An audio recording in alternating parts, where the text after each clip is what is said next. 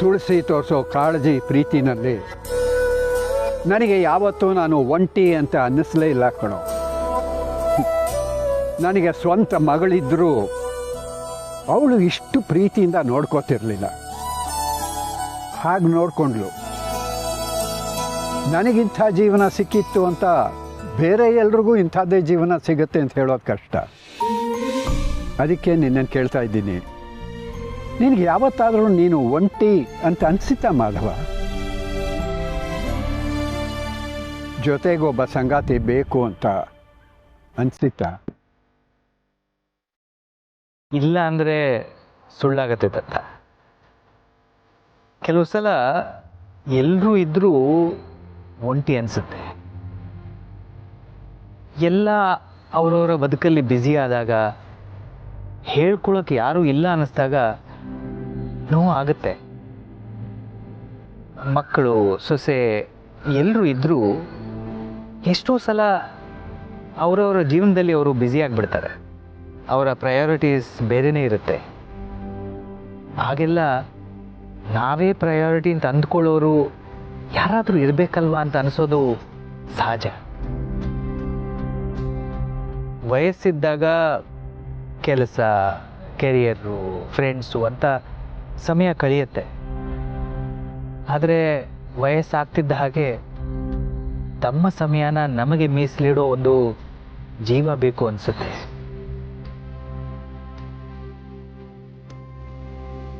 ನಮ್ಮ ಕಷ್ಟಕ್ಕೆ ಹೆಗಲಾಗೋರು ಬೇಕು ಅನಿಸುತ್ತೆ. ನಮ್ಮ ಕೊನೆ ಘಟ್ಟದಲ್ಲಿ ನಮ್ಮ ಜೊತೆ ನಮ್ಮ ತಂದೆ ತಾಯಿ ಅಂತೂ ನಿಲ್ಲೋಕ್ಕಾಗೋದಿಲ್ಲ. ಮಕ್ಕಳಿಗೆ ಅವ್ರದ್ದೇ ಜವಾಬ್ದಾರಿಗಳು, ಕನಸಿರುತ್ತೆ. ಇನ್ನು ಗೆಳೆಯರು, ಪರಿಚಯಸ್ಥರು ಅವ್ರಿಗೆಲ್ಲ ಅವ್ರದ್ದೇ ಆದ ಪ್ರಯಾರಿಟೀಸ್ ಇರುತ್ತೆ. ಎಲ್ಲರೂ ನಮ್ಮಿಂದ ಒಂದು ದಿನ ದೂರ ಆದರೂ ಆ ನೋವನ್ನು ಜೊತೆಯಾಗಿ ಹಂಚ್ಕೊಳ್ಳೋದಕ್ಕೆ ಒಂದು ಜೀವ ಇರಬೇಕಲ್ವ ದತ್ತ? ಒಂದು ವಯಸ್ಸು ಮೀರಿದ ಮೇಲೆ ಒಂದು ಸಂಬಂಧ ಅಂದರೆ ಅದು ಭಾವನಾತ್ಮಕ ಆಸರೆ ಅಷ್ಟೇ ಅಲ್ವಾ?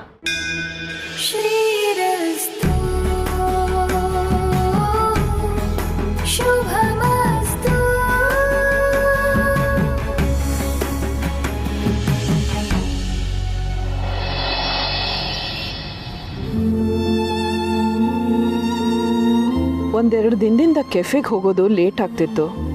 ಇವತ್ತು ಬೇಗ ಹೋಗೋಣ ಅನ್ಕೊಂಡ್ರೆ ಈ ಹುಡುಗ ಯಾಕೋ ಬಂದೇ ಇಲ್ವಲ್ಲ?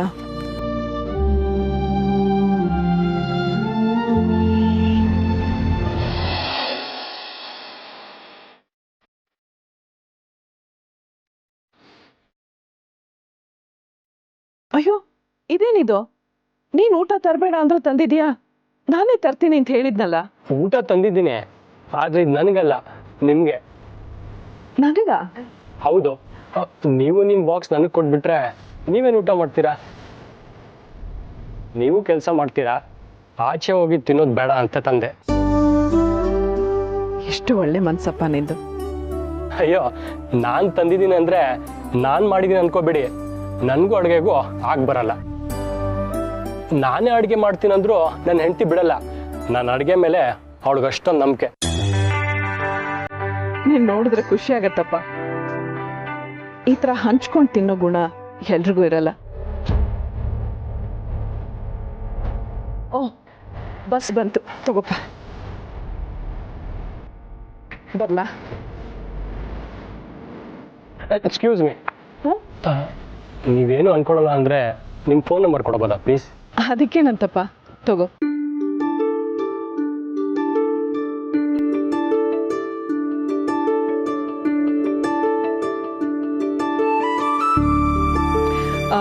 ನನ್ನ ಫೋನ್ನಲ್ಲೂ ನಿನ್ನ ನಂಬರ್ ಹಾಕ್ಕೊಡು.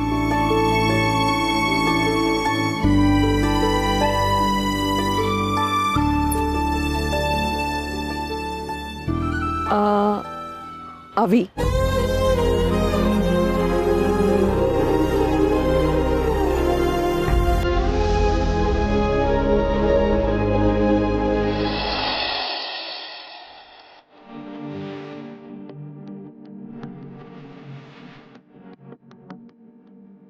ಮಾಡಬೇಕಾಗಿರೋದು ಇಷ್ಟೇ ಸಂಧ್ಯಾ. ಈ ಪ್ರಾಡಕ್ಟ್ಸ್ಗಳನ್ನೆಲ್ಲ ಸೇಲ್ ಮಾಡಬೇಕು. ಕಸ್ಟಮರ್ಸ್ಗಳಿಗೆ ಇದೇ ಪ್ರಾಡಕ್ಟ್ಸ್ ತಗೊಳ್ಳೋ ಥರ ಬೆಣ್ಣೆ ಹಚ್ಚಬೇಕು.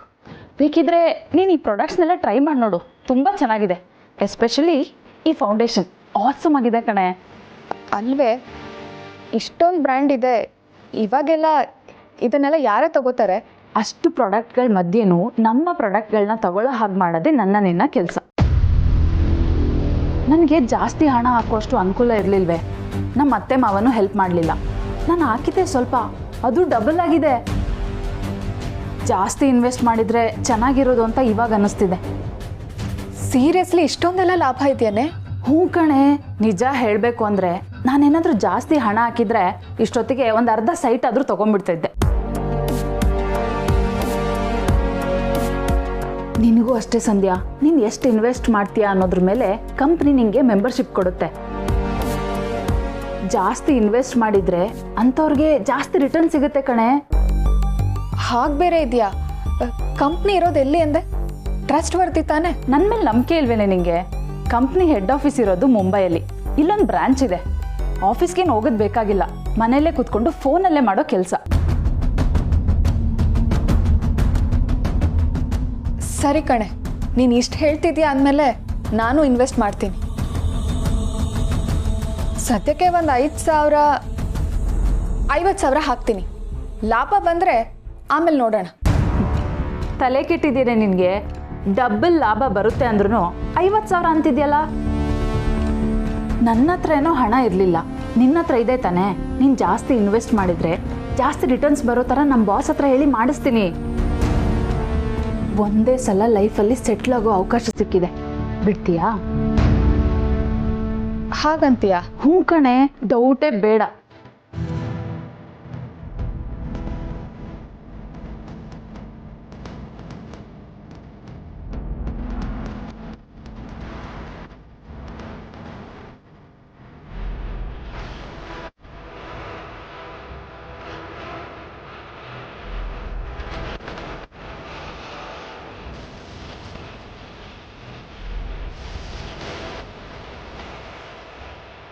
ತಗೋ, ಇದರಲ್ಲಿ 3 ಲಕ್ಷ ರೂಪಾಯಿ ಇದೆ. ನನ್ನ 50 ಮೆಂಬರ್ ಮಾಡಿಬಿಡು. ಸೂಪರ್ ಕಣೆ. ಇದು ನೋಡು ಸಂಧ್ಯಾ ಲೆವೆಲ್ ಅಂದರೆ. ಇವತ್ತೇ ಎಲ್ಲ ಪ್ರೊಸೀಜರ್ಸು ಸ್ಟಾರ್ಟ್ ಮಾಡೋಣ.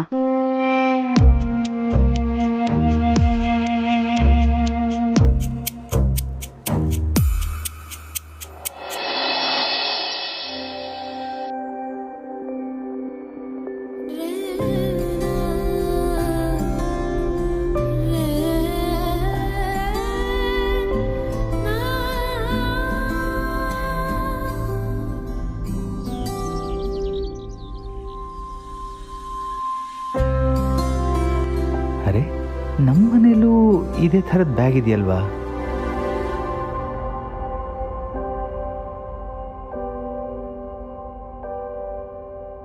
ಅಮ್ಮ, ಏನಿದಿಲ್ಲಿ? ತುಳಸಿ, ಹೇಗಿದ್ದೀರಣ್ಣ? ಚೆನ್ನಾಗಿದ್ದೀವಮ್ಮ. ಮಾಧವ್ ಸರ್ ನಮ್ಮನ್ನು ಇಲ್ಲಿ ಕರ್ಕೊಂಡು ಬಂದರು.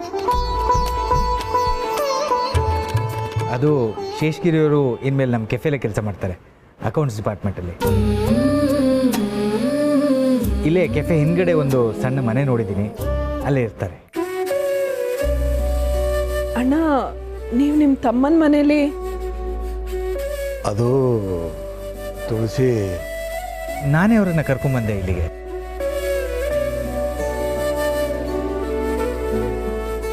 ಅವ್ರಿಗೆ ಕೆಲಸ ಮಾಡೋದಕ್ಕೆ ಮನಸ್ಸಿತ್ತು, ಬೇರೆ ಎಲ್ಗೋ ಹೋಗೋದಕ್ಕಿಂತ ನಮ್ಮಲ್ಲೇ ಮಾಡ್ಬೋದಲ್ಲ ಅಂತ ಕರ್ಕೊಂಬಂದೆ.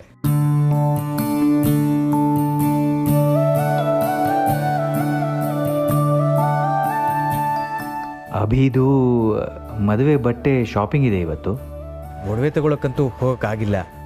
ಇವತ್ತಾದರೂ ಹೋದರೆ ಅವ್ರಿಗೆಲ್ಲ ಖುಷಿ ಆಗುತ್ತೆ. ಗೋದಾವರಿಯವರು ಕೆಫೆ ನೋಡಿದ್ದಾರೆ, ಶೇಷು ಅವರು ನೋಡಿಲ್ಲ. ನೀವಿಬ್ಬರಿಗೂ ಕೆಫೆ ತೋರಿಸಿ, ನಾನು ಬೇಗ ಹೋಗಿ ಬಂದ್ಬಿಡ್ತೀನಿ.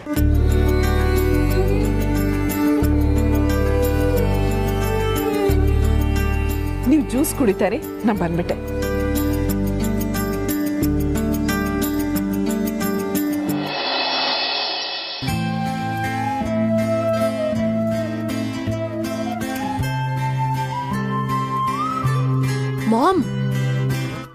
ಇವತ್ಯಾವ ಸ್ಕೀಮ್ ಹಾಕಿದ್ಯಾ? What you mean? ಅಲ್ಲ, ಮನೇಲಿ ಎಲ್ಲರೂ ಖುಷಿಯಾಗಿದ್ರೆ ನೀನಂತೂ ಸಹಿಸಲ್ಲ. ಈಗ ನೀನೇ ಶಾಪಿಂಗ್ ಅಂತೆಲ್ಲ ಬಂದು ಎಲ್ಲರೂ ಖುಷಿಯಾಗಿರೋ ಹಾಗೆ ಮಾಡ್ತಿದ್ಯಾ? ಯಾಕಿದೆಲ್ಲ? ನನಗಂತೂ ಅರ್ಥ ಆಗ್ತಿಲ್ಲಪ್ಪ. ಈ ಶಾರ್ವರಿ ಅರ್ಥ ಮಾಡಿಸಿ ಯಾವ ಕೆಲಸನೂ ಮಾಡಲ್ಲ. ನೀನು ನನ್ನ ವಿಷಯದಲ್ಲಿ ಬುದ್ಧಿ ಉಪಯೋಗಿಸಿದಷ್ಟು ನಿನ್ನ ಸ್ಟಡೀಸಲ್ಲಿ ಬುದ್ಧಿ ಉಪಯೋಗಿಸ್ತಿದ್ರೆ ಈಗ ಟಾಪರ್ ಆಗ್ತಿದ್ದ. ಇದು ಬೇಕಿತ್ತಾ? ಈಗ ನಾನು ಏನೇ ಹೇಳಕ್ ಹೋದ್ರೂ ಸ್ಟಡಿ ವಿಷಯ ತೆಗೆದು ನನ್ನ ಬಾಯಿ ಮುಚ್ಚಿಸ್ಬಿಡ್ತೀಯ.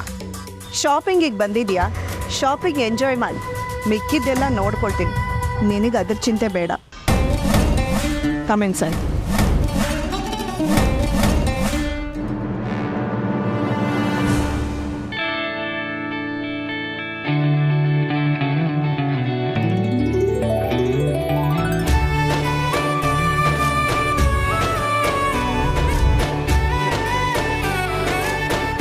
ಹೇಗಿದ್ದೀರಾ ಶಾರ್ವೇರಿ ಅವರೇ? ಬಂದು ತುಂಬ ಹೊತ್ತಾಯ್ತಾ? ಇಲ್ಲ, ಈಗ ತಾನೇ ಬಂದ್ವಿ. ಬನ್ನಿ.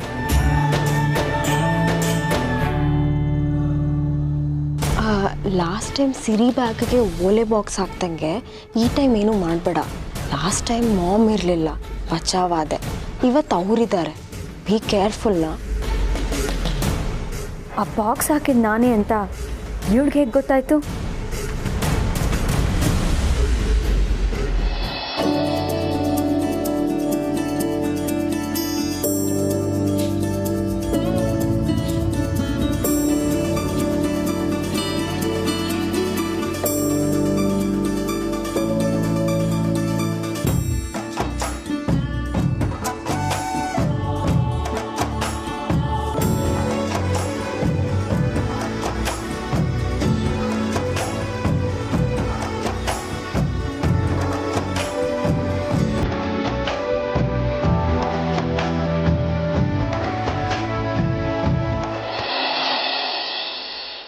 ಅಣ್ಣ ಆಗಲೇ ಕೆಲಸ ಮಾಡೋಕ್ಕೆ ಶುರು ಮಾಡಿಬಿಟ್ರು. ಅವ್ರು ಹಾಗೆ ತುಳಸಿ. ಇದೇಮ್ಮ ಮಾಧವ್ ಅವ್ರು ಕೂತ್ಕೊಂಡು ಕೆಲಸ ಮಾಡೋ ಜಾಗ. ನಾವು ಎಷ್ಟೋ ಸಲ ಇಲ್ಲೇ ಕೂತ್ಕೊಂಡು ಊಟ ಮಾಡ್ತೀವಿ. ನೀವು ಕಿಚನ್ ನೋಡಿದ್ದೀರಾ? ಅಷ್ಟೇ, ಚೆನ್ನಾಗಿದೆ ಅಲ್ವಾ ಕೆಫೆ?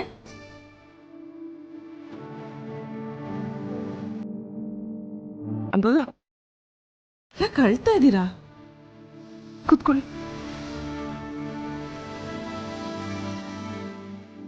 ತೊಳಿ, ನೀರು ಕೊಡಿ.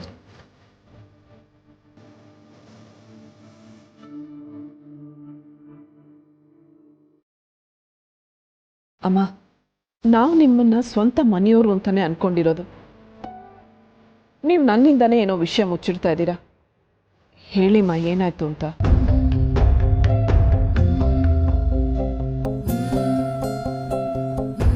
ಅದು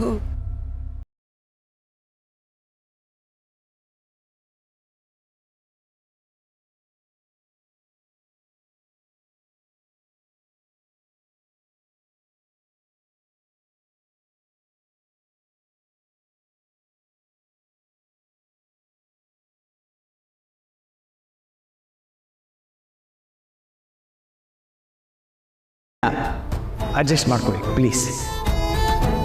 ಸಮಾಧಾನ ಮಾಡ್ಕೊಳ್ಳಿಮ್ಮ.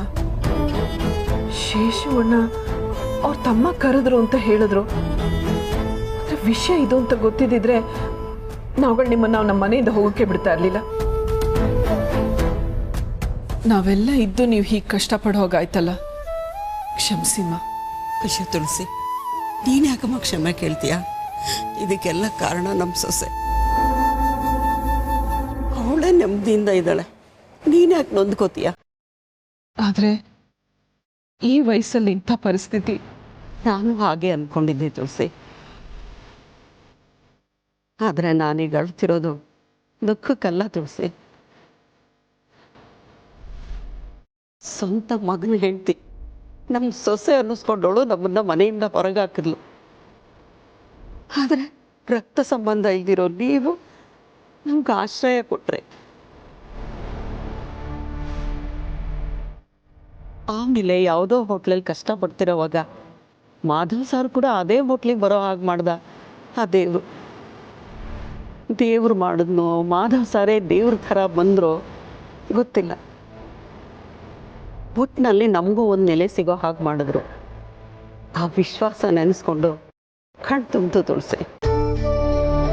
ಇಷ್ಟೆಲ್ಲ ಮಾಡಿದ್ರು ನನಗೆ ಒಂದು ಮಾತು ಹೇಳಿಲ್ವಲ್ಲ ಮಾಧವ್ ಅವರೇ, ನೀವು ಮಾಡೋ ಉಪಕಾರ ಯಾರಿಗೂ ಗೊತ್ತಾಗಬಾರ್ದು ಅನ್ನೋ ನಿಮ್ಮ ದೊಡ್ಡ ಗುಣ ಎಲ್ರಿಗೂ ಇರಲ್ಲ.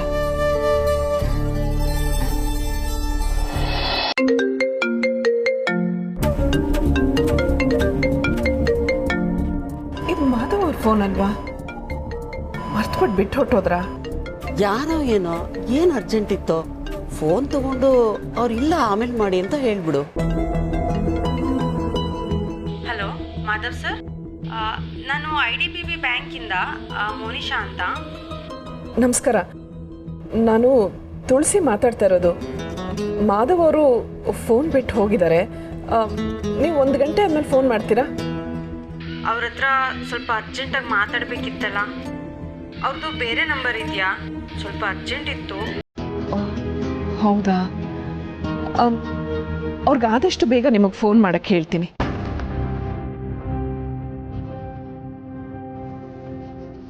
ಏನಂತ ತುಳಸಿ? ಯಾವುದೋ ಬ್ಯಾಂಕಿಂದ ಫೋನ್ ಮಾಡಿರೋದು, ತುಂಬ ಅರ್ಜೆಂಟ್ ಇದೆ ಅಂತಂದರು. ಆದರೆ ಮಾಧವ್ ಅವರು ಎಲ್ಲಿಗೆ ಹೋಗಿದ್ದಾರೆ ಅಂತ ಗೊತ್ತಿದ್ರೆ ಯಾರಾದರೂ ಹೋಗಿ ಫೋನ್ ಕೊಟ್ಟು ಬರ್ಬೋದಿತ್ತು. ಪಾಪ ಏನು ಅರ್ಜೆಂಟ್ ಇದೆಯೋ ಏನೋ. ಅವ್ರು ಹೋಗಿರೋ ಅಂಗಡಿ ಹೆಸರು ಮ್ಯಾಗಿಗೆ ಗೊತ್ತಿರುತ್ತೆ. ನಾನೇ ಹೋಗಿ ಬರ್ತೀನಿ.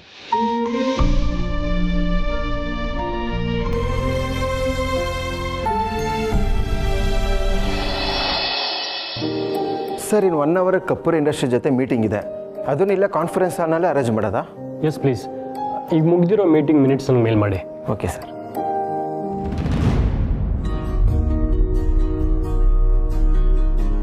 ಮಂಥನ್, ನೀವು ಹೋಗಿರಿ, ನಾನು ಬರ್ತೇನೆ. Sure sir.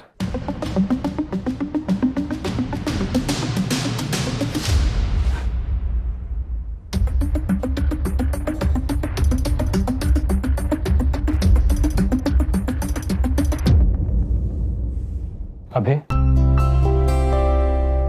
ಬ್ರೋ, ಕ್ಲೈಂಟ್ ಹತ್ರ ಮೀಟಿಂಗ್ ಮುಗಿಸಿ ಹೋಗ್ತಾ ಇದ್ದೆ.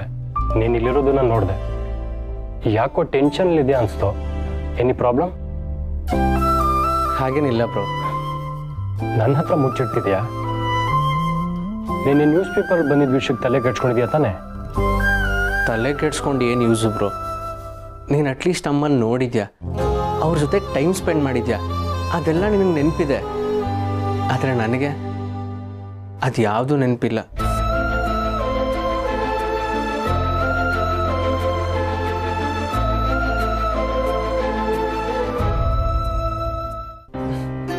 ಅದಕ್ಕೆ ಅನಿಸುತ್ತೆ ಚಿಕ್ಕ ವಯಸ್ಸಿಂದ ನಂಗೆ ಯಾವ ಎಮೋಷನ್ಸು ಬರಲೇ ಇಲ್ಲ. ಈಗ ಬಿಸ್ನೆಸ್ ನನ್ನ ಎಮೋಷನ್ ಅಂತ ಏನೋ ಮಾಡೋಕ್ಕೆ ಹೋದೆ, ಇನ್ನೇನೋ ಆಯಿತು. ಬಿಸ್ನೆಸ್ ಹೀಗಾಯಿತು, ಹೋಗಲಿ ಪರ್ಸ್ನಲ್ ಲೈಫಲ್ಲಾರು ಮದುವೆ ಆಗಿ ಸೆಟ್ಲಾಗಿ ನೆಮ್ಮದಿಯಾಗಿರೋಣ ಅಂದ್ಕೊಂಡ್ರೆ ಈಗ ಈ ಪೇಪರ್ ವಿಚಾರದಿಂದ ದೀಪಿಕಾ ಮನೆಯವ್ರು ಏನು ಅನ್ಕೋತಾರೆ ಹೇಳು? ಇದರಿಂದ ಮದುವೆಗೇನಾದರೂ ಪ್ರಾಬ್ಲಮ್ ಆದರೆ ಪ್ರೊಫೆಷ್ನಲಿ ಪರ್ಸ್ನಲಿ ಎರಡೂ ಕಡೆ ನಾನು ಫೇಲ್ಯೂರ್ ಆಗೋಗ್ತೀನಿ ಬ್ರೋ. Calm down Abhi. ನಿನ್ಗೆ ಇಷ್ಟೆಲ್ಲ ಆಗೋದಕ್ಕೆ ನಾನು ಬಿಡ್ತೀನಾ? ನಾನು ನಿನ್ನ ಅಣ್ಣ ಕಣೋ. ಮಗನ ಮದುವೆ ಮಾಡ್ತಿರೋ ಈ ಕಾಲದಲ್ಲಿ ತಾವು ಹೇಗಿರಬೇಕು ಅನ್ನೋ ಸೆನ್ಸು ಡ್ಯಾಡ್ಗಿರ್ಬೇಕಿತ್ತು.